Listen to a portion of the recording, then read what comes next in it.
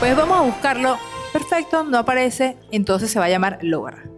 Y en esa pensadera, Barbarita me dice, Ari, tengo a alguien espectacular para Logra. Y va a venir, tiene que venir. Y yo, ajá. ¿Tú conoces a Sócrates Serrano? Y yo, no. Realmente estoy muy poco metida en la farándula. Tal cual.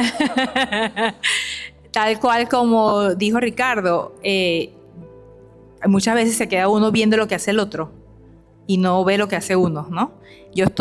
Siempre he estado muy metida en lo que hago yo y por eso veo poco lo que hace el de al lado. Y Barbarita me dice esto, yo con la vergüenza de mi vida, porque no conozco a la gente, y digo, no, Ari, yo lo voy a contactar y yo te voy a dar el número para que lo contactes. Ok. Y entonces voy a hablar con Sócrates. Un mensaje de WhatsApp, Sócrates divino, me responde y hacemos una cita de Zoom normal, él en Venezuela y yo aquí en Alemania, allá en Alemania.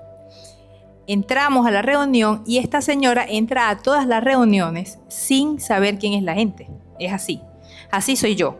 Yo necesito recibir la energía de la gente, así sea por medio de una cámara. Para mí eso es muy importante. A mí no me importa el currículum, lo que han hecho, eso no es para mí tan importante como la energía o como esa cosa que te viene así realmente del corazón. Y los que han trabajado conmigo saben que soy así.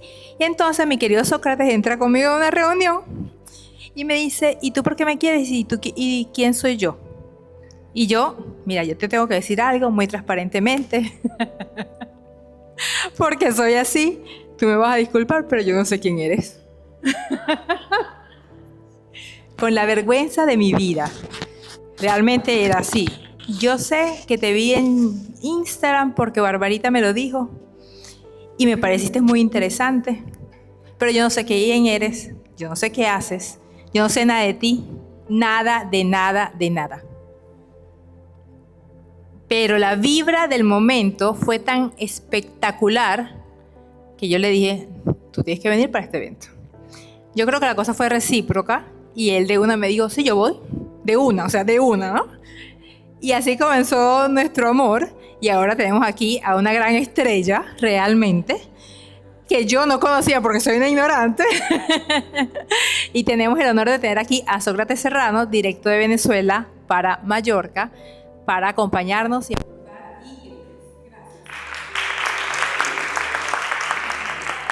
necesito que sea mi manager. Después de esta presentación que me hiciste, necesito que sea mi manager. Una belleza, gracias. Muchísimas gracias. Bueno, gracias. Sí, gracias. Gracias por crear este espacio. Generosidad de permitir además la conexión de todos nosotros en un espacio de aprendizaje y en un espacio de crecimiento. De esta manera tan especial, tan fluida y tan generosa. Muchas gracias por eso. Ajá, me toca. Miren, qué interesante todas las presentaciones que he visto hasta ahora. Me han encantado. Por cierto, quiero decir sobre la de Ricardo que yo hice el entrenamiento del método Boost porque Ricardo amablemente me permitió hacerlo. Y yo soy uno de esos clientes que tiene desesperadamente la necesidad, pero que no tiene el dinero. En este momento todavía no lo tengo, ¿ok? Pero ese método Boost y ese entrenamiento que hice gracias a Ricardo me permitió pasar en mi humilde cuenta de YouTube de 100 suscriptores a 1225. ¿Qué les parece?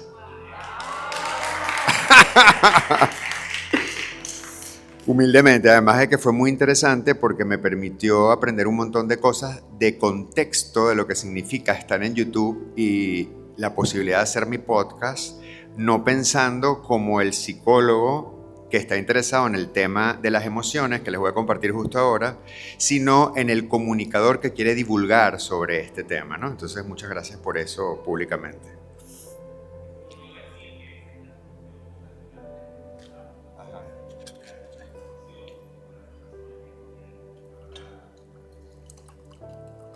Yo puedo ser representante del área vocacional en tu marca con muchísimo gusto.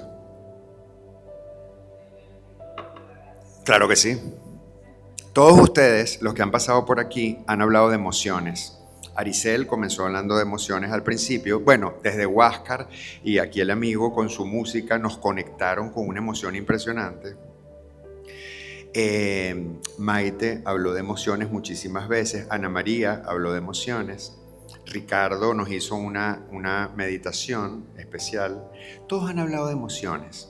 Y yo quiero meterme poco a poco en este tema y les quiero compartir la experiencia de lo que significa para mí gestionar con los líderes de las organizaciones con los que trabajo en los procesos de coaching y en psicoterapia el tema emocional, porque esta es la base y la plataforma para que podamos conquistar cualquier espacio de negocio, de emprendimiento o de productividad. Entonces, permítame comentarles sobre este tema. Todos ustedes seguramente, levanten la mano quien vio Intensamente 1, la película de... Entonces están muy familiarizados con Marta, ¿verdad? Cuando hablamos de Marta, hablamos de esas 5 emociones básicas, que son las emociones con las que venimos al mundo, que como ustedes los ven allí son miedo, alegría, rabia, tristeza y amor. Hay algunos autores que en lugar de hablar de amor, hablan de asco, pero bueno, como amor y asco es más o menos lo mismo, entonces yo lo anclo con amor porque me gusta más el amor que el asco, me gusta más hablar del amor que hablar del asco, ¿ok? Entonces, estas 5 emociones, fíjense que en todos los discursos que estaban acá, de alguna manera estábamos hablando de lo emocional, son básicas para nosotros, para nuestra gestión de lo cotidiano, pero son fundamentales y estratégicas para nuestros negocios y para cualquier posibilidad productiva que querramos emprender. Por cierto que yo elaboré un ebook para esta presentación y para la presentación de mañana, y toda la información que les voy a compartir la tienen desarrollada en este ebook, e incluso hay algunos ejercicios que les voy a invitar que se permitan hacer para que puedan profundizar en el conocimiento de su propio mundo emocional y de sus propias habilidades como líderes, que están allí en ese ebook que les vamos a hacer llegar. Todavía creo que no lo tienen, ¿verdad? El ebook, ¿no lo tienen? Se los vamos a hacer llegar a Albertina seguramente a través de correo electrónico. Quisiera comenzar a hablarles del miedo y lo quiero hacer de una manera particular. Para introducir esta emoción necesito que me ayuden. ¿Cómo sería hablar del miedo? Necesito que todos, cuando yo presente la lámina, me ayuden de esta forma, muy dramáticamente, a mencionar todos juntos la palabra miedo. Ok, ahora vamos a hablar del miedo. Estuvo bien, puedes mejorar. Puede mejorar, sé que pueden hacerlo con más intensidad, vamos a hacerlo otra vez. Ok, y ahora quiero hablarles del miedo. Muy bien, estupendo, estupendo. Aquí hay potencial, aquí hay potencial. Vamos a hablar del miedo. ¿Y de qué hablamos cuando hablamos del miedo? Todos en algún momento hemos tenido miedo de emprender, todos tenemos miedo, todos arrastramos miedos que tienen que ver con elementos particulares de nuestro proceso de crianza, de nuestro proceso de aprendizaje. Todos vivimos permanentemente con esta emoción. Por cierto que estas 5 emociones son emociones con las que nacemos, vienen en nuestro repertorio y tienen todas una funcionalidad y una utilidad particular. ¿Qué pasa con el miedo? Que su intensidad depende de las percepciones que tengamos del objeto amenazante. Nosotros somos los que magnificamos ese estímulo que nos amenaza en alguna vez en nuestras vidas. En la pandemia, a mí me consultaban por 3 miedos principales. El miedo a perder a la pareja, porque se acuerdan que en la pandemia muchas parejas quedaron separadas en ciudades diferentes o en países distintos. Entonces había mucho miedo a, voy a terminar esta relación porque mi pareja no está aquí y cómo hago, no vamos a poder alimentar el vínculo, etc. El otro miedo era perder el trabajo, que obviamente muchas personas estaban muy asustadas porque había una amenaza inminente de que las empresas no estaban produciendo y tenían que reducir personal.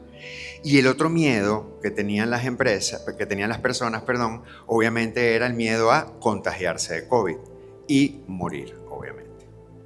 Entonces yo comenzaba a desmontar los miedos en consulta y le preguntaba, dependiendo del miedo, cuáles son las amenazas reales de que ese miedo específicamente esté pasando. Por ejemplo, con el miedo de la separación de la pareja, le preguntaba, ¿has tenido alguna conversación difícil con tu pareja con respecto a esto? ¿Han hablado de la posibilidad de que efectivamente sienten que se están alejando? Bueno, no, realmente no, pero es que, bueno, a mí me preocupa que, ¿dónde está esa percepción? ¿Dónde está esa amenaza? ¿Está en mi mente o realmente está en el afuera? Tengo miedo a contagiarme. ¿Has salido? ¿Te has relacionado con personas que tienen la enfermedad? ¿Eso ha pasado realmente? No, nos cuidamos muchísimo y en mi casa tenemos un protocolo de protección, etc. Entonces, realmente existe la posibilidad, aparte de la que tenemos todos, de contagiarnos, de que tú particularmente te contagies. La manera de trabajar los miedos en la psicología cognitivo-conductual es desmontando la idea amenazante y revisando cuáles son los elementos que realmente componen ese miedo particular que yo estoy elaborando y que probablemente lo esté haciendo mucho más grande. Me van a ver haciendo esto con frecuencia porque se me seca la boca.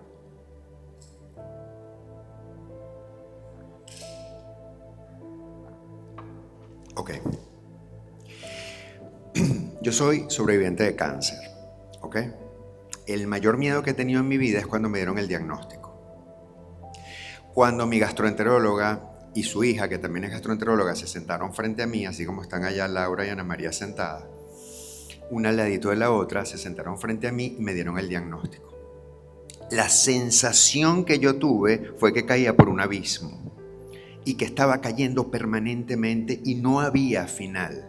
Nunca en mi vida había sentido una sensación de pánico tan grande. Era una cosa muy rara porque no sabía qué iba a pasar conmigo en ese momento, ¿ok?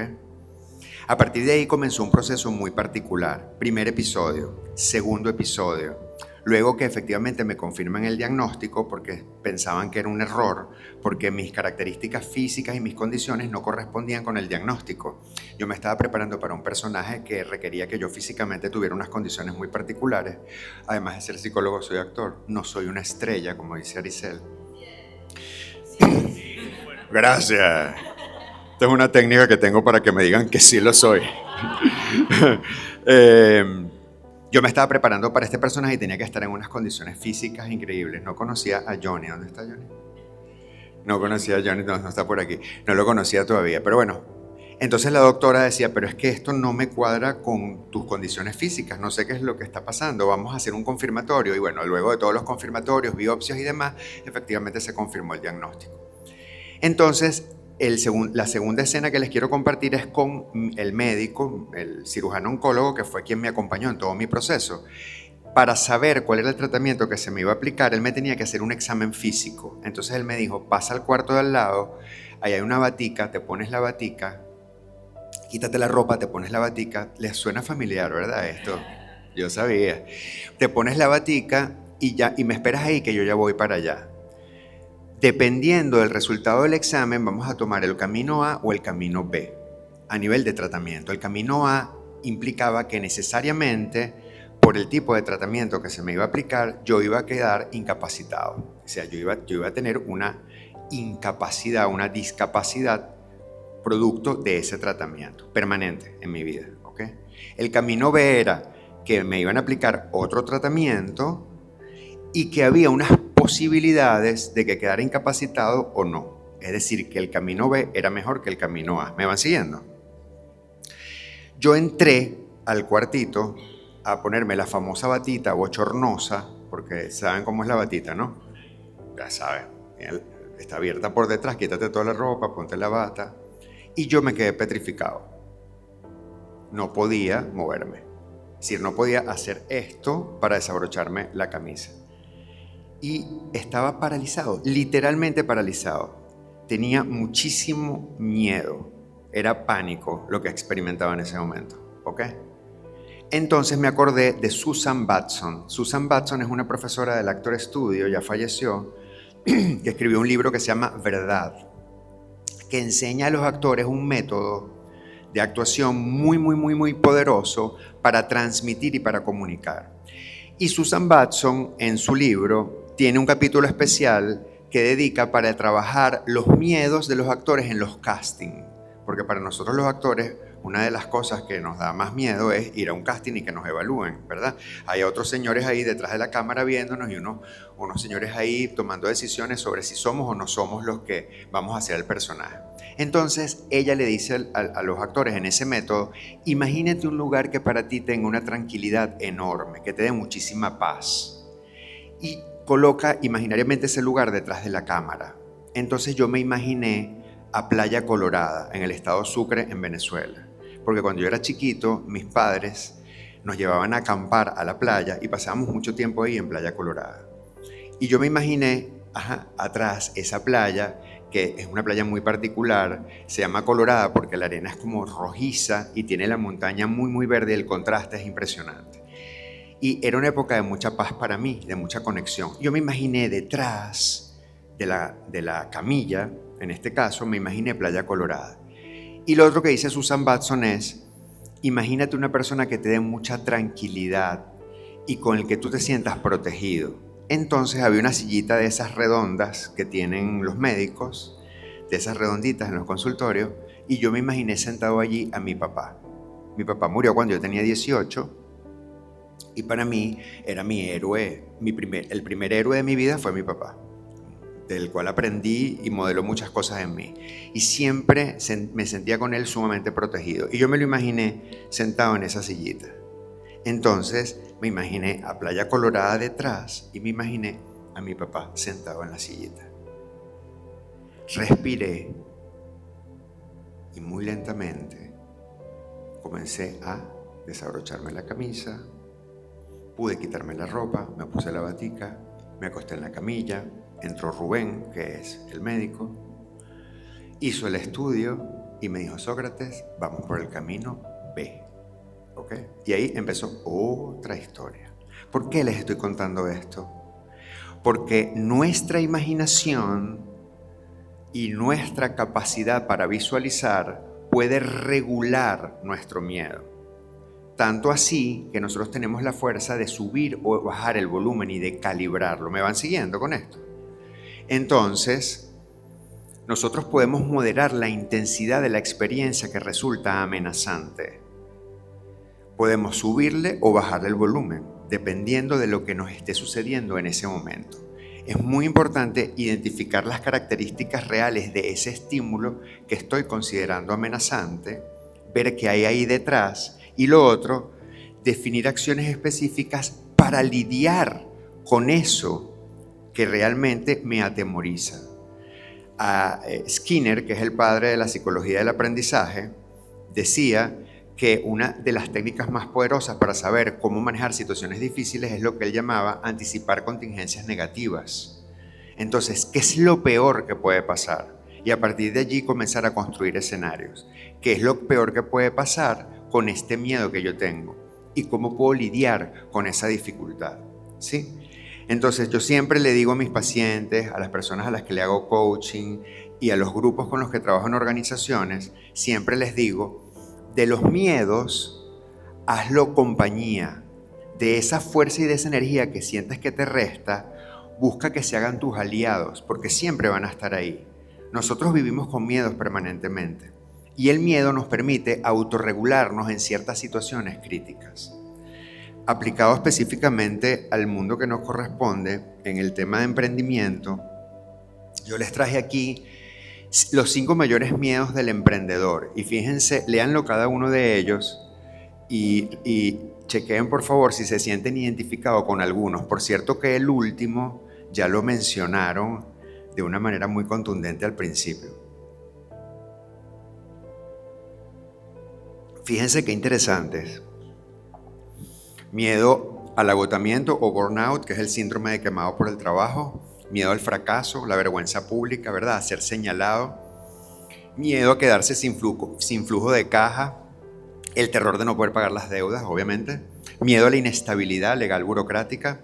Y el último, que ya lo mencionaron, miedo al síndrome del impostor, que está muy conectado con el número 2. Miedo al fracaso, porque tiene que ver mucho con la vergüenza pública, ¿no?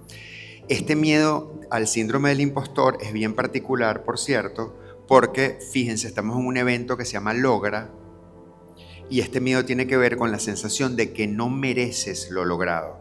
Y el síndrome del impostor actúa de una manera muy particular porque hace que retrabajemos permanentemente. Porque claro, como nos sentimos inseguros sobre lo que hacemos, entonces vamos y trabajamos y trabajamos y trabajamos y trabajamos y ahí sí aparece el burnout, ¿sí? Y lo otro que causa el síndrome del impostor es que nosotros subvaloremos nuestro trabajo. Porque como no nos creemos suficiente, no sabemos si eso es mucho o es poco. Y entonces pensamos que es mejor cobrar lo menor posible por un trabajo que efectivamente tiene un valor importante, pero porque no nos creemos que lo que yo hago es valioso. ¿Sí? ¿Cómo lidiar con el síndrome del impostor? Y me estoy parando aquí porque es el miedo que más frecuentemente me encuentro, por cierto, en los procesos de coaching, ¿ok? Y porque además hablaron ustedes de él hace un rato. ¿Cómo lidiar con el síndrome del impostor? Es importante que si este miedo en algún momento aparece, ustedes revisen su bitácora personal. En la charla de mañana les voy a compartir algo sobre eso. Que revisen en su bitácora de personal cuáles son sus fortalezas y sus talentos principales. Y cuáles son los eventos de éxito que ustedes han alcanzado hasta llegar aquí a lo largo de su trabajo como emprendedores.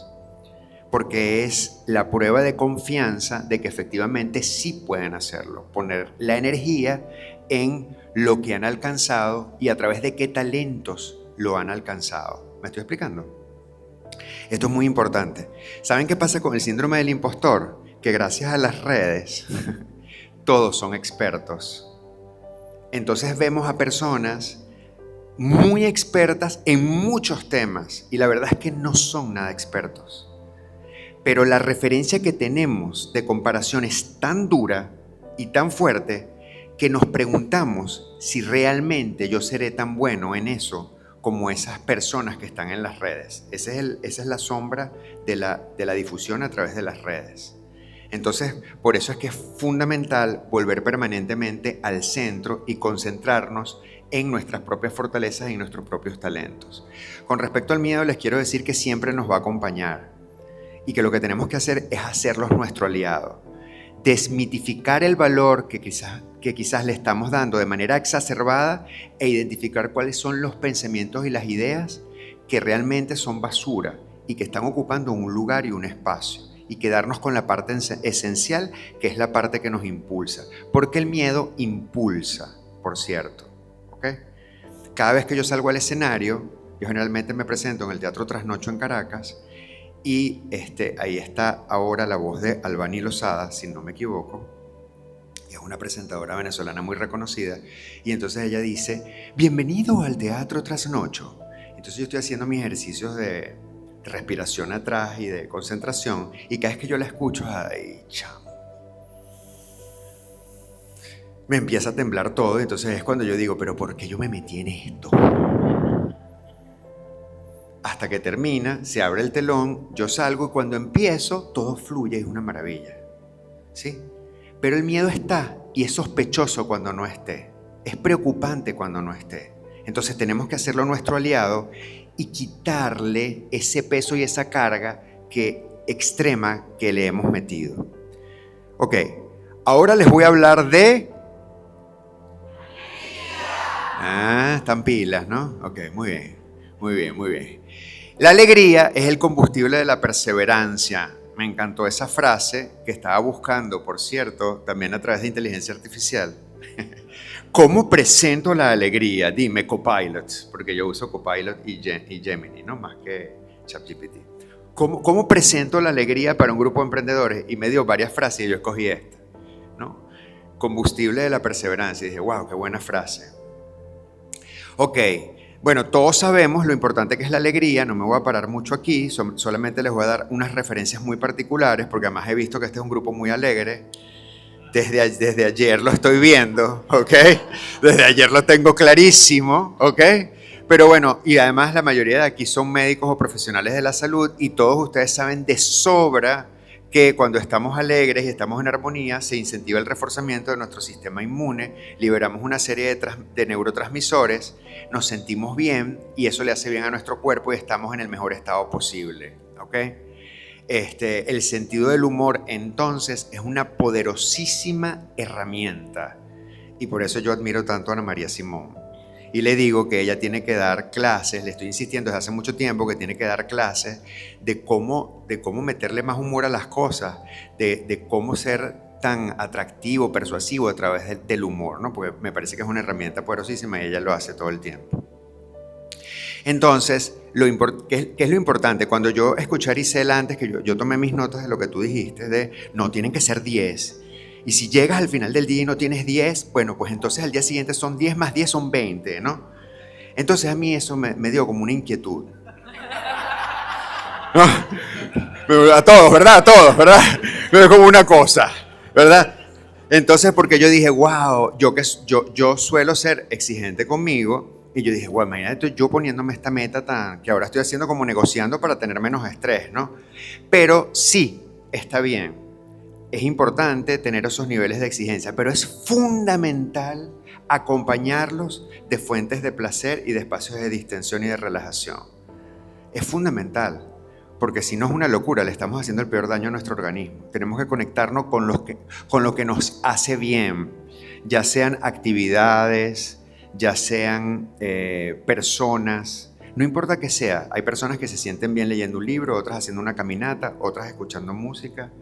Hay personas que teniendo una buena conversa se sienten estupendamente. ¿Cómo se recargan de energía? Esta es la pregunta fundamental que es importante que se hagan. ¿De qué manera se recargan ustedes de energía? ¿De qué manera se conectan con fuentes de placer? Que siempre le pregunto a las personas a las que acompaño, a la semana, ¿cuántas veces te conectas con las cosas que haces? ¿Cómo se llamaba en alemán? Que tú decías esa situación. Stille Stunde. Ajá. La hora de silencio, la hora de quietud, la tengo al día, la tengo a la semana. ¿Cuántas veces a la semana o al mes tengo espacios para conectarme con situaciones que me cargan de energía, que me relajan? Hago las cosas que me gustan. Esto es fundamental. Esto es fundamental. Es la base para construir cualquier espacio productivo, que yo esté bien y esté en equilibrio conmigo. Y esta pregunta es importante que se la lleven y que revisen cuántas veces hacen las cosas que les gustan. ¿Cómo es la gente con la que se rodean?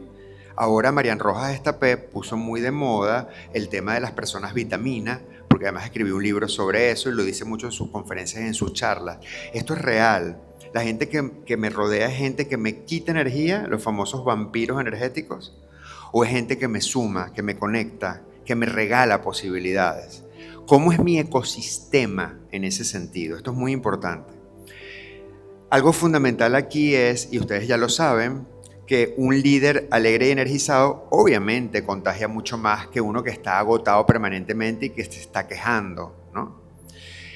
La alegría, por supuesto, en la medida en que yo esté bien, se reduce el riesgo de burnout, y si el síndrome de quemado por el trabajo desaparece, obviamente que yo voy a ser más productivo, si ese riesgo cada vez está más lejos. Y finalmente, es muy importante de qué manera ustedes en sus equipos de trabajo están celebrando las victorias.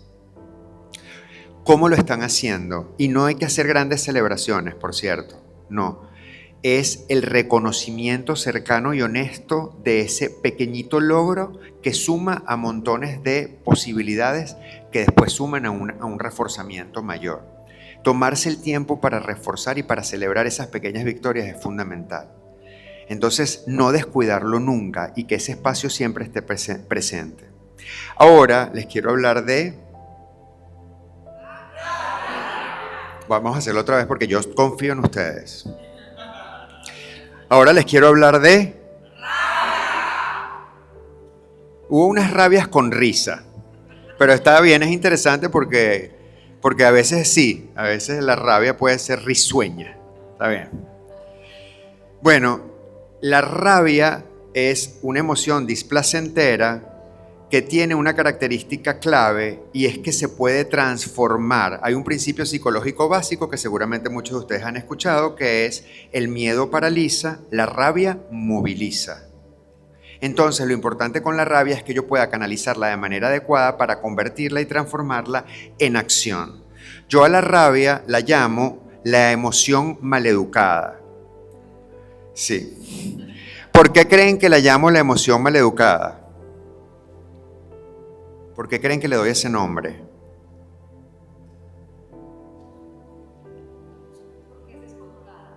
Porque es descontrolada y porque nos han enseñado, sobre todo en nuestras sociedades latinoamericanas o hispanohablantes, nos han enseñado que eso de molestarse mucho, eso es grosero.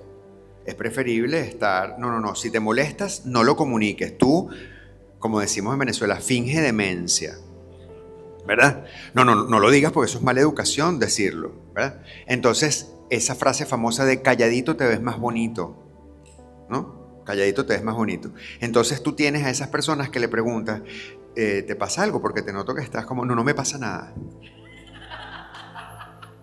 Entonces, pero seguro, sí. Porque es que te siento que estás como no estoy tenso. Y bueno, realmente está pasando algo, pero no me dices qué es eso que está pasando, ¿no? Entonces nos enseñan a que no debemos transmitir esa emoción y que no está bien además transmitirla. Entonces la cargamos y se convierte en una bolsa que se va llenando, hasta que explota. Y cuando explota, agárrense, porque nos sorprende en el momento menos indicado.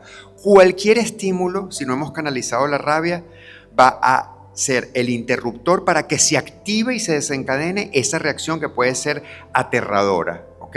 Porque además generalmente está asociada a momentos de frustración. Hay dos señores que seguramente ustedes han escuchado nombrar, que son David Goleman y Richard Boyastis, que han escrito y han hablado mucho sobre inteligencia emocional. Esos señores nos dejaron un legado muy interesante, que es el famoso estudio de nuestras reacciones más primitivas a través de una partícula que se llama la amígdala, que ustedes todos sabrán como profesionales de la salud, no las que tenemos acá, sino esa que está aquí atrás, en la parte anteroposterior de nuestro cerebro, ¿verdad? Esa amígdala aloja, digamos, esas reacciones más básicas y primitivas. Y ellos nos hablaron de algo que se llama el ataque a la amígdala. Levanten la mano quienes han escuchado hablar del ataque a la amígdala. Ok, muy bien. El ataque a la amígdala, porque como veo que son pocos los que levantaron la mano, se los comento rapidito. El ataque a la amígdala es una reacción primitiva, básica, desenfrenada de rabia. Yo siempre comparto algo que me pasó que es muy curioso con respecto al ataque a la amígdala, y es que yo hice un programa de especialización que era una alianza entre una universidad allá en Venezuela y una empresa de consultoría muy reconocida. Y el líder de esa empresa era profesor también, el gerente general era profesor en esta especie de diplomado que yo llevé a cabo. Este diplomado tenía como retiros de fines de semana. Y en uno de esos retiros nos llevaron a hablarnos de inteligencia emocional. Nos hicieron unos test, nos enseñaron, nos pusieron a hablar entre nosotros. Bueno, una cosa focalizada en inteligencia emocional. A la semana siguiente teníamos otra clase de gestión estratégica de recursos humanos con este señor que era el presidente de la empresa, el CEO de esta empresa de consultoría. Y entonces él empezó la clase duraba todo el día, porque era como este tipo minitón. Duraba todo el día y él empezó en la mañana su clase y nos ponía unos videos, ¿okay? Y entonces ya en la mañana yo empecé a notar algo muy raro, porque cuando veíamos los videos y comentábamos con el compañero de oye, qué interesante, mire la televisión, mire para el frente. Entonces tú decías, bueno, qué raro este profesor, ¿no? Concéntrese ahí en la... Entonces decía, bueno, está bien. Ya yo había notado que la cosa era un poco particular, su estilo, ¿no? En el mediodía yo tomé la malísima decisión de irme a la oficina y volver. La oficina quedaba retirado del sitio donde estábamos teniendo las clases del diplomado. Y entonces llegué tarde y la clase había empezado. Entonces, claro, yo llegué tarde y yo muy sigilosamente, como había visto esas cosas de la mañana, yo abrí la puerta muy despacio, lentamente, ¿verdad? Caminé lo más lento que pude. Lo más lento. Entonces, claro, los compañeros se volteaban como ustedes a verme y yo, como para no hacer, no, mira para allá. Caminé hasta donde la primera silla que me encontré, ¿verdad? Y claro, esas sillas allí sonaban, ¿no? Pero bueno, ya empezó. Retiré la silla todo lo más lento que pude y me empecé a sentar lento.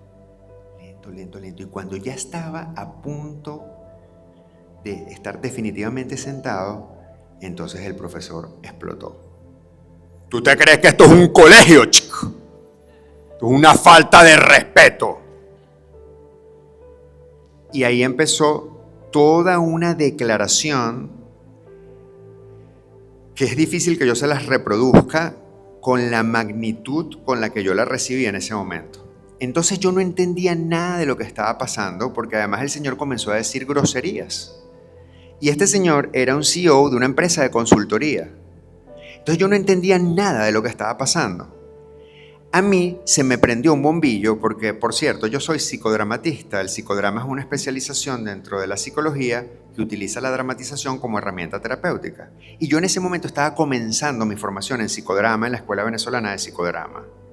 Entonces yo até cabos y yo dije, pero si nos dieron la clase de inteligencia emocional el fin de semana pasado y este señor está teniendo esta reacción, claro, es para conectar las dos clases. Esto es una simulación.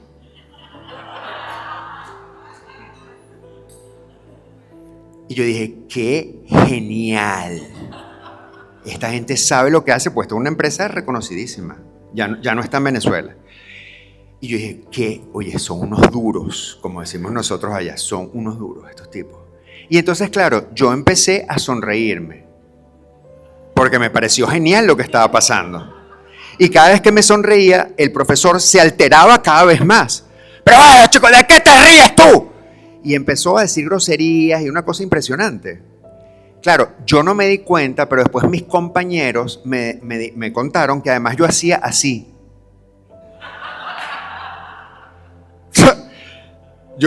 Ellos me lo contaron a mí, porque yo dije, esto es demasiado bueno, claro, esto es una dramatización para conectarlo de la estrategia de recursos humanos con la clase de inteligencia emocional. Hasta que una compañera del grupo, porque éramos personas de varias empresas los que estábamos en este diplomado, ella era una mujer impecable, así como Aricel vestida, siempre iba vestida así, de blanco, trajes taller, impecable, hablaba lo justo, lo necesario, y cuando hablaba y hacía una intervención era wow, el aporte era impresionante. Todo el mundo tenía que ver con ella para escuchar lo que tenía que decir. Y ella, en un momento particular, le dio un golpe al escritorio, porque teníamos mini escritorios cada uno, le dio un golpe al escritorio y se paró. ¡Bum! Le obligo a que nos respete, le dijo ella. Porque él había usado muchas palabras, muchas groserías. Entonces ella le dijo, usted nos está irrespetando a todas las damas que estamos aquí. Le agradezco que por favor nos pida perdón. Y eso fue lo único que a él lo bajó al aquí y al ahora. Y en ese momento él se quedó en blanco unos segundos y entonces dijo, vamos a un receso. Y se fue. ¿Ok? La gente no entendía nada, todos nosotros nos quedamos hablando. Al rato volvió. Bueno, vamos a continuar entonces vamos a retomar. Entonces ella se volvió a parar y le dijo, disculpe, usted tiene que disculparse con nosotros por lo que acaba de suceder, porque fue absolutamente desproporcionado. Entonces él le dijo, bueno, me disculpo pues, vamos a seguir. A los 2-3 días me llamó la coordinadora del programa para disculparse en su nombre. Entonces yo le dije, pero es que yo no puedo entender qué fue lo que pasó. Carolina se llamaba. Carolina, yo no puedo entender todavía qué fue lo que pasó. Y bueno, yo me disculpo contigo y con ustedes, porque yo realmente, claro, le expliqué, ¿no? Yo pensé que era una demostración y entonces me reí y fue muy lamentable todo lo que ocurrió. Entonces ella me dijo, Sócrates, y le digo, pero es que es que no me cabe en la cabeza lo que sucedió. Entonces ella me dijo una frase que me impresionó muchísimo. Me dijo, Sócrates, esto es un problema muy grave que nosotros tenemos, porque lo que él hace con las manos lo deshace con los pies. Porque es una persona que paradójicamente siempre tiene estos estallidos emocionales. Este señor, que era un CEO de una empresa de consultoría que enseñaba sobre inteligencia emocional, había tenido en una clase con sus estudiantes un ataque a la amígdala. Los ataques a la amígdala son esas reacciones agresivas, intensas, que no podemos controlar y que en algún momento nos sorprenden. Los ataques a la amígdala no tienen que ser como se los acabo de describir siempre. Pueden tener múltiples reacciones en diferentes circunstancias. y diferentes intensidades, pero son reacciones que nos sorprenden. Entonces, ¿qué dicen Richard Boyarsky y David Goleman? Ellos nos dicen, aprende cuáles son tus estímulos antecedentes. ¿Qué pasa antes de que estalles? Porque todos tenemos manifestaciones físicas y fisiológicas específicas que nos avisan que ahí viene, ahí viene, ahí viene. Hay personas que le tiemblan las piernas, otras se le pone la nuca, las orejas y la cabeza roja y sienten un calor muy grande por aquí arriba. A otros les tiemblan las manos, a otros se les seca la boca. Yo no voy a tener un ataque a la amígdala, pero a otros se les seca la boca, ¿ok? Otros sienten una cosa por aquí, una debilidad en el estómago. Cada quien tiene una manifestación distinta. Entonces, ¿qué dicen estos autores? Aprende a identificar cuáles son esos elementos, porque si sabes cuáles son esos elementos, puedes interrumpir la cadena agresiva que puede generar un daño en el tercero o en la persona que esté contigo. ¿Sí? ¿Me van siguiendo? Entonces, ellos invitan a que nos auto-observemos. Y esta es la clave, por cierto, de la gestión de las emociones displacenteras, la auto-observación. Si tú sabes que ese estímulo está allí, entonces es el momento de que te coloques en modo pregunta. Comienza a hacer preguntas. ¿Por qué? Porque la pregunta te coloca en un modo escucha. Si sientes que no es suficiente, es el momento de retirarte, porque ya sabes que no lo vas a poder manejar. Y es preferible que digas, disculpa, no puedo seguir ahora, retomemos esta conversación después y te marches. ¿Okay? Van a encontrar montones de entradas sobre inteligencia artificial, perdón, sobre inteligencia emocional. Dije artificial, ¿verdad? Sobre inteligencia emocional. Y en el ebook que les vamos a enviar hay muchos links donde pueden profundizar sobre estos temas. No me voy a alargar porque tengo el tiempo recortadito. ¿Okay? Lo otro es aplicar los 4 pasos de la comunicación no violenta. Y esto es algo que pueden usar ustedes frecuentemente en sus negocios y en sus espacios productivos. Hay un señor que se llama Marshall Rosenberg que nos regaló esta teoría, probablemente algunos de ustedes ya veo que la conocen, que él habla de los 4 pasos cuando recibimos una agresión violenta, cómo podernos gestionar. Por cierto que en este momento me encontré casualmente en el avión de Caracas-Madrid a la directora de la Fundación Gandhi Venezuela, que está trabajando en este momento en comunidades muy violentas con este enfoque de Marshall Rosenberg y ha tenido resultados muy exitosos, muy interesantes. Va a ser un encuentro el año que viene y seguramente esto además se documente como se están documentando las presentaciones de nosotros hoy. Y va a ser muy interesante que ustedes puedan ver cómo la aplicación en contextos familiares para nosotros de este método funciona. Pero esto no solamente funciona en comunidades violentas, funciona en nuestra interacción cotidiana y funciona incluso con sus colaboradores y con sus clientes, ¿no? Allí en el ebook tienen los 4 pasos muy bien explicaditos, no me voy a parar allí. ¿Qué es importante con respecto a esta emoción? Bueno, cualquier situación que nos produzca molestia, vinculada a esa sensación de rabia por burocracia, por inestabilidad, por un proveedor que no cumple, eso es energía que se acumula y esa energía tiene que salir. Tenemos que permitirnos drenar esa energía que se acumula, porque si la reprimes, se transforma en otras cosas. Por ejemplo, en micromanagement o se convierten en elementos tóxicos en nuestra interacción personal. O peor, se convierte en una manifestación psicosomática. O se convierte en esa necesidad de decir que queda a la mitad, que genera una incomodidad y entonces eso construye la plataforma para un vínculo negativo con la otra persona. Y entonces no sé qué es lo que me pasa, que no me puedo relacionar contigo de manera fluida, pero porque tengo una lista enorme de cosas pendientes que decirte que no te he dicho hasta ahora. ¿Me van siguiendo con esto? Entonces, ¿cuál es la gran sugerencia con la rabia? Y ahí tienen algunos ejercicios en el ebook que pueden hacer, pero ¿cuál es la gran sugerencia? Busca los espacios protegidos para poder manifestar eso que te incomoda. Y ¿por qué digo espacios protegidos? Porque hay espacios que nos exponen más que otros. Y comunícalo con asertividad. Describe más que utilizar juicios de valor.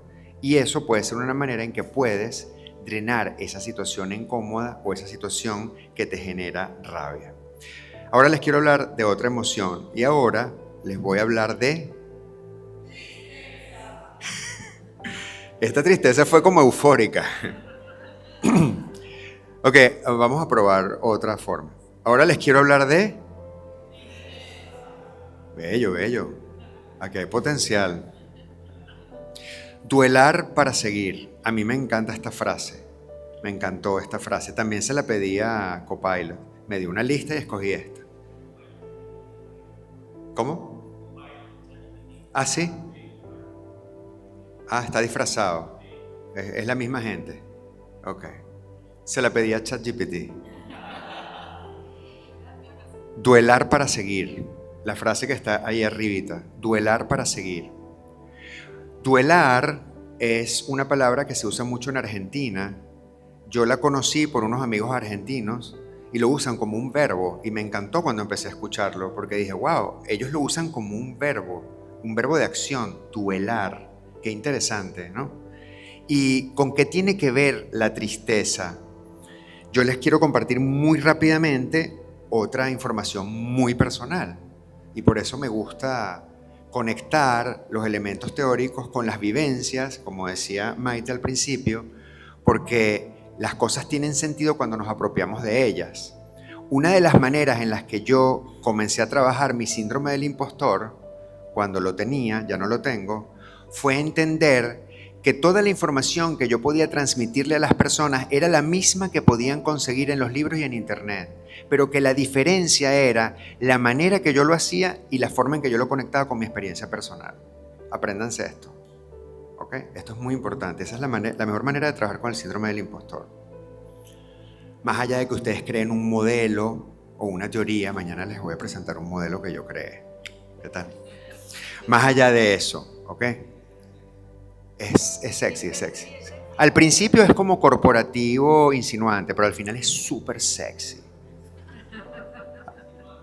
Sí, pero al principio es como más, tú sabes, más de aproximación, porque bueno, es un ambiente donde no nos conocemos mucho y tal, pero después es súper.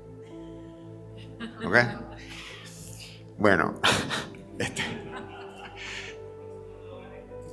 claro, el próximo es logra en pelotas. Miren qué maravilla es la vida. Miren qué maravilla es la vida. Un sauna logra hot. Miren qué maravillosa es la vida, que después de este chiste y de reírnos juntos, yo les puedo decir desde esta emoción hoy que la experiencia más triste de mi vida fue cuando murió mi hermana. Miren qué maravilla es la vida que yo puedo decir esto parado aquí. ¿Ok? Y lo puedo decir ahora conmoviéndome, pero después de habernos reído juntos. Mi hermana murió de COVID en plena pandemia y fue la experiencia más dura que yo he vivido en mi vida y más triste. Yo intenté pasar por encima de la emoción, le echaba tierra a eso y asumí, como yo trabajé muchos años en empresas, yo hice como carrera corporativa antes de ser consultor trabajando por mi cuenta y teniendo mi propio negocio. Entonces yo tomé decisiones gerenciales sobre el duelo y la muerte de mi hermana. Entonces yo comencé a tomar decisiones, ¿no? Hay que traer a José Antonio. José Antonio es mi sobrino que vive en Buenos Aires. Hay que traerlo, para que venga lo del funeral y tal y cual. A mi mamá hay que darle tal medicamento porque no puede. Ajá, la ceniza. ¿Quién quiere la ceniza? ¿Tú quieres la ceniza? No la puedes tener en tu casa. Ajá, y tú no, tampoco. Ah, bueno, entonces las cenizas van a estar en mi casa, pero se van a visitar en un horario, porque no voy a estar recibiendo gente visitándola. Adivinen qué pasó a los 7 meses. Exactamente. Patata, ¿no? Dijiste. Patatrac. Bueno, patatrac. La bomba atómica. La bomba atómica emocional. Entonces Sócrates Serrano, psicólogo clínico, psicodramatista, y para ustedes contar todas esas cosas que se ponen en los currículum que yo he hecho en mi vida con recursos, un tipo que da conferencias en Logra, Mallorca, ok, invitado especial, sé que lo presentan como una estrella, que la gente se conecta más, se deprimió, clínicamente deprimido. cosa que nos puede pasar a todos los que estamos acá. ¿Ok? Entonces, yo no entendía por qué yo estaba tan triste.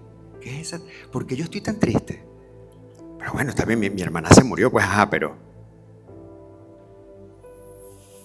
Entonces comencé a meterme en el duelo y comencé a duelar.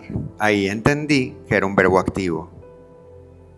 Claro, cuando empecé a trabajarlo con profundidad, me di cuenta, porque además yo pensaba que no me podía pasar algo más grave que tener esa sensación de vulnerabilidad teniendo el cáncer cerca, ¿ok? Yo pensaba que después de eso yo podía con cualquier cosa, pero empecé a entender que se había muerto una de las personas más importantes de mi vida, porque mi hermana era como mi segunda mamá. Y que la única persona, lo conversábamos anoche con Ana María y Laura, y que la única persona de mi ecosistema familiar que yo sentía que podía protegerme, que quedaba viva, era mi hermana. Porque mi papá había muerto cuando yo tenía 18 y ahora mi mamá es mi hija. Tiene 88 y tiene deterioro cognitivo. Y ahora es como mi hija grande. Inconscientemente, yo no había tomado el valor que eso significaba hasta que comencé a hacer trabajo terapéutico. ¿Me estoy explicando? Y ahí entendí que la sensación de desamparo era la que me había invadido. Y a partir de ahí fue que pude comenzar a duelar y estuve un año duelando. Un año. Lo único que me daba paz era caminar y correr. Yo parecía Forrest Gump. Corría, caminaba. Los espacios verdes, cualquier cosa que tuviera que ver con arte y los amigos, la gente querida. Y bueno, ahí fue que pude ir elaborando el duelo. ¿Por qué les estoy compartiendo nuevamente esta experiencia? Porque entender la intensidad de lo que significa la tristeza para poder elaborar es fundamental. Yo les estoy hablando de una situación extrema mía, cada uno de ustedes tendrá su propia historia, pero es importantísimo que entendamos que la tristeza es un compañero que nos viene a hablar o una compañera que nos viene a hablar y es fundamental aprender a recibirla y escucharla. ¿Qué nos viene a decir la tristeza? Y si un día nos levantamos triste, preguntarnos, ¿qué pasa? ¿Qué me vienes a decir? ¿Para qué estás aquí? Porque esa es su función. Si no naciéramos con ella. Imagínense que no tuviéramos ni rabia, ni miedo, ni tristeza. ¿Cómo seríamos nosotros los seres humanos? ¿Cómo? Aricel. No, ¿verdad, Aricel? Más o menos. Hay que preguntarle a Ricardo. Lo que es fundamental con la tristeza es identificar los límites de su intensidad y de su duración. De su duración, no sudoración. Su duración. ¿Por qué? Porque si no lo identificamos, la tristeza obviamente se puede ir convirtiendo en una depresión. Entonces, psicológicamente o técnicamente hay como algunos indicadores que te dicen que se está transformando en algo mayor. Entonces, si el apetito cambia, si se altera nuestro sueño, si las cosas que nos interesaban ya no nos interesan como antes, si nuestro aseo personal, que es algo básico, comienza a afectarse, wow, entonces ahí se prenden las alarmas y es importantísimo que atendamos esa tristeza que nos va a dar información más poderosa. Esto es muy importante y de esto les voy a hablar con más detalle mañana. También en el ebook tienen información. Pero esto es fundamental que lo tengamos claro y estoy seguro que todos ustedes saben sobre esto. En el ecosistema emprendedor, fallar no es una opción. Es fundamental fallar. Porque es una de las mejores maneras de aprender. Y esto es importantísimo. No se imaginan la cantidad de gente que recibo en coaching y en psicoterapia porque está frustradísimo porque falló. Las nuevas generaciones. Yo trabajo por una organización en Venezuela que es una organización muy elitesca, lo digo en el buen sentido, que se llama YPO. ¿La conocen? YPO. YPO es una organización mundial y tiene capítulos en diferentes países del mundo y agrupa a CEOs o dueños de empresas. Y para pertenecer a la organización tienes que facturar una cantidad importante de dinero mensual. Si no, no puedes entrar. Entonces ahí están los CEO de las grandes empresas. Ellos son como logias, especies de logias que se agrupan y hacen retiros. Y a veces me llaman para que yo los acompañe en esos retiros para hacer diferentes dinámicas y procesos de crecimiento y de encuentro. ¿Ok? Y una de las cosas más impresionantes que me he encontrado, porque hay grupos de hombres y de mujeres, están los CEOs hombres, las CEOs mujeres o las parejas de los CEOs que también hacen sus retiros. ¿Ok? Pues me acabo de dar cuenta que ese es un... Sí, yo te vi los ojitos. Te vi los ojitos de... Ah, está tomando nota de YPO. Los 10 contactos de mañana. Los 10 contactos de mañana. Una de las cosas que comparten los grupos de mujeres, cuando trabajo con los grupos de mujeres, es cuando sus hijos pasan la adolescencia, el gran problema que tienen para gestionar la frustración de los chamos. Porque están acostumbrados a tenerlo todo. Y están además educados con TikTok. Entonces ven el mundo exaltado desde la bondad, la alegría, la felicidad y el éxtasis. Y además tienen recursos y tienen una plataforma que les permite hacerlo todo. Entonces conocen muy poco lo que significa frustrarse y fallar y fracasar. Entonces su carácter es muy débil. Y es importantísimo hacerles entender que la vida son contrastes y que frustrarse es fundamental. Mañana les voy a hablar más sobre eso.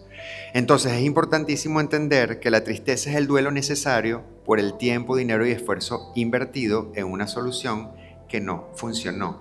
Permítanse sentir tristes cuando la tristeza aparezca y no la satanicen en sus colaboradores. Más bien, acérquense a ellos y pregúntenles qué están sintiendo y por qué. Si logran decírselos, acompáñenlos, escúchenlos. Van a ser mejores líderes si acompañan a sus colaboradores en sus tristezas. Y les permitan que aparezca, que fluya y que no sea un problema hablar de que estoy triste. Porque las organizaciones, obviamente, nos llevan para allá todo el tiempo. Aquí hay que estar alegre. A mí a veces me llaman las empresas y me dicen, yo quiero una actividad para el equipo de ventas que me los pongas a todos que se vayan a comer el mundo. Eso sí, tengo nada más 3 horas. Es rapidito porque voy a presentar los resultados y el plan del año que viene.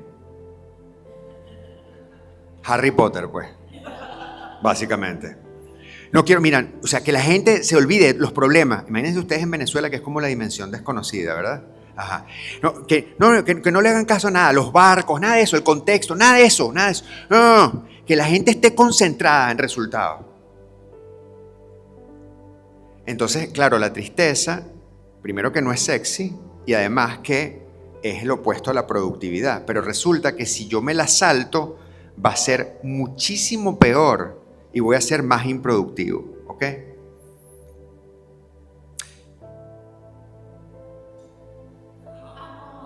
Ahora quiero hablarles de...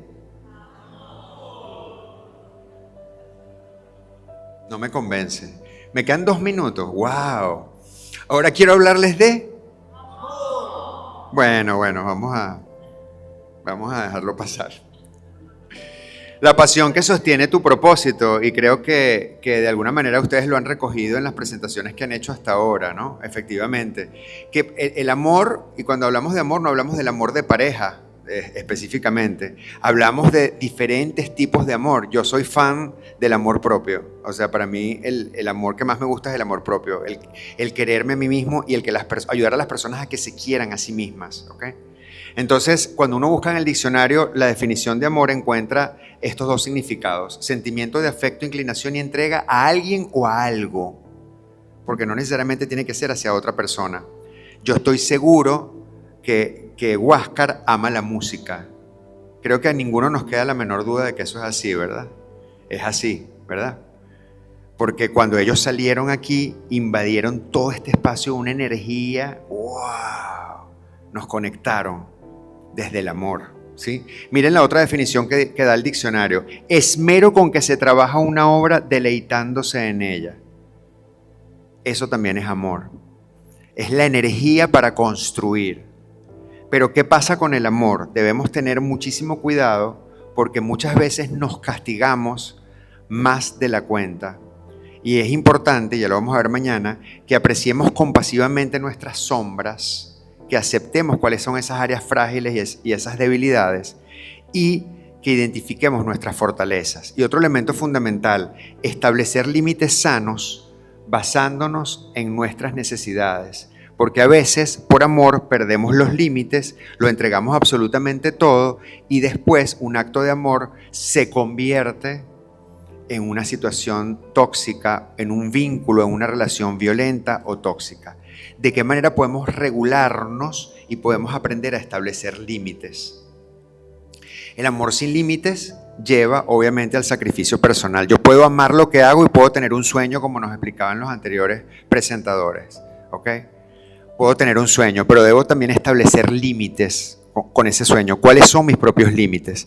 Ningún negocio vale la pena si no protege tu activo más valioso, que eres tú. Si no aprendes a gestionar tus emociones, si no aprendes a mirar cómo las emociones displacenteras, sobre todo, te afectan y afectan tu camino, va a ser muy difícil que logres ese sueño y ese objetivo. Ya sé que se me agotó el tiempo, pero quiero muy rápidamente compartirles los atributos más frecuentes de las personas que han superado crisis personales, financieras y de emprendimiento, que tiene que ver con el ecosistema del bienestar y que tiene que ver con la gestión de las emociones. Voy directo. Grandes referencias, ¿ok? Ustedes obviamente conocen la historia de Steve Jobs, el despido y el regreso, una gran crisis icónica, ¿ok? También el caso de Oprah, el rechazo y la crítica, fue despedida de su primer trabajo porque era muy emocional, ¿ok? Y resulta que después utilizó eso como gran estrategia para su marca personal y para distinguirse e identificarse. Bueno, Elon Musk, todo lo que hizo para mantener a flote sus empresas con sus propios aportes en una situación absolutamente crítica, que por cierto tiene que ver con uno de los grandes miedos, que es la bancarrota o las cuentas en rojo. Y el caso de esta maravillosa escritora, les acabo de nombrar a Harry Potter hace un momento, que como ustedes saben fue rechazado su libro en 13 editoriales diferentes y estaba deprimida y en un estado importante de pobreza. Cuando uno analiza a estas personas, se da cuenta que cada uno de ellos comparte características particulares que los identifican. Son como especie de atributos que los conectan a todos y se los quiero compartir rápidamente. Laura, ¿me das 5 minutos más? Gracias. Estos 7 atributos se repiten con variantes particulares, pero todos tienen que ver con las 5 emociones que les acabo de comentar. Y es muy importante que ustedes, como emprendedores o potenciales emprendedores, entiendan, y les pido que cada vez que se los presente, va a haber una pregunta al final que quiero que se hagan y se la lleven para ustedes. La tienen también en el ebook, ¿ok? Lo primero, son perseverantes, rebeldes e inconformes ante la adversidad. Dicho en Venezuela, en criollo, son tercos. Tercos. ¿Cómo se dice en España, Maite, cuando una persona insiste e insiste e insiste? Cabezota. Perseverante, claro. Pero coloquialmente, ¿cómo se dice? Nosotros le decimos terco. ¿Cómo? Pesado. Bueno, las personas que superan crisis insisten. Son esas personas que tú... ¿Cómo? Sapos sordos, exactamente. Son esas personas que tú le dices, no se puede. Ah, ok. Y vuelven al día siguiente. Mira, estuve pensando que esta es una alternativa. Te dije que no se podía. Bueno, pero es que si te metes por este lado... Ok, ¿saben cómo se salvaron los sobrevivientes de los Andes? ¿Se acuerdan? Hace poco se hizo una película que ha ganado muchos premios. ¿Saben por qué se salvaron? Porque 2 de ellos, en el día número 70 o 71, cuando se habían comido los cadáveres de los compañeros que habían muerto y se habían acabado todas las cosas que quedaban para subsistir, no se rindieron y decidieron salir en una expedición a ver si había algo cerca. Y así fue que llegaron. ¿Sí? Perseverantes, rebeldes e inconformes ante la adversidad. Siempre buscan alternativas. Número 2, asumen la incertidumbre viviendo el presente. Importantísimo. La pregunta para ustedes es esta. ¿Qué tanto insistes ante los problemas? ¿Eres de los que te rindes fácil? ¿O realmente insistes hasta el final y buscas una y otra vez? El segundo, asumen la incertidumbre viviendo el presente. Cuando a mí me llegaron mis resultados, cuando pasé esa prueba del cuartito que les estoy diciendo, el médico me dijo, bueno, hay 65% de probabilidades de que con el tratamiento que te vamos a aplicar realmente quedes incapacitado. 65% de posibilidades. Entonces yo me fui a mi casa con una sensación muy particular y en el próximo chequeo llegué muy atribulado y le dije, pero es que Rubén, 65% de posibilidades. Y me dijo, sí, 65% de posibilidades. Pero es que te estás dando cuenta que es grandísimo. Y me dijo, ¿y por qué no te concentras en el otro 25%? ¿Qué puedes hacer en el presente? Yo podía hacer muy pocas cosas porque todo estaba en manos de los médicos. Podía seguir el tratamiento al pie de la letra, alimentarme bien y cultivar el espíritu. Eso era lo que podía hacer. Y en eso me focalicé. Hay cosas que no tienen que ver con mi control, ¿ok? Pero esa incertidumbre yo la puedo manejar o anticipándome a las posibilidades de los escenarios o concentrándome en este momento en lo que sí puedo hacer. La pregunta para ustedes es, ¿te anticipas previamente a escenarios futuros? El número 3, escapan de la trampa de la impotencia. Y este es uno de mis atributos preferidos. ¿Qué le pasa a la mayoría? Me voy a permitir poner este ejemplo de venezolanos porque la mayoría de las personas que están aquí tienen afinidad con Venezuela. Y ya lo han declarado públicamente. ¿Qué le pasa a la mayoría de los venezolanos? Y me los van a decir varios de ustedes que son inmigrantes y que tienen tiempo en sus países. ¿Qué les pasa al principio? Tomás Páez, que es una persona que ha estudiado mucho el comportamiento del venezolano en la diáspora, encuentra algo que se repite permanentemente y es que quieren reproducir el espacio que tenían originalmente. O sea, queremos reproducir ese espacio. Cuando hablamos de escapar de la trampa de la impotencia, hablamos de que esas personas generalmente se quedan, lo voy a decir en criollo, se quedan pegadas en lo que no pueden hacer. Y resulta que la impotencia es una trampa del ego, porque siempre hay algo que podamos hacer. Y si yo le busco utilidad a esa experiencia negativa, eso va a tener un sentido diferente para mí. Por eso la pregunta dice, ¿buscas ganancias a pesar de las pérdidas? Sí, yo transité una situación difícil. Yo hice 6 quimioterapias, 30 radioterapias y una cirugía.